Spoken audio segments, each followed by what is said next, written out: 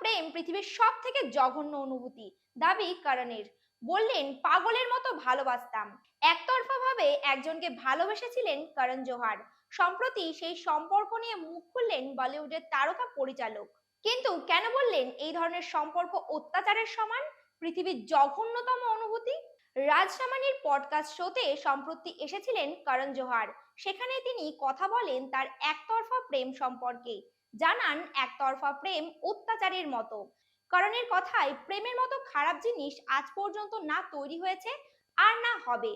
উদ্বেগ, দুশ্চিন্তা হয়, নিঃশ্বাস নিতে কষ্ট হয়, নিজে নিজে সব থেকে খারাপ ভার্সন হয়ে যায় মানুষ। মনে হতে থাকে যে বুকের ওপর কেউ পাথর চাপা দিয়ে রেখেছে। একতরফা প্রেম এক ধরনের অত্যাচার।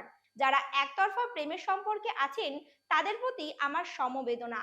আমি ওদের কষ্ট বুঝতে পারি। আমি পাগলের মতো ভালোবাসতাম। আমার ভালোবাসা ছিল ওটা, হোক একতরফা, কিন্তু কখনো নেতিবাচক ছিল না। যে আমার ভালোবাসায় সাড়া দেয়নি কখনো তার খারাপ চাইনি, খারাপ হোক ভাবিও নি।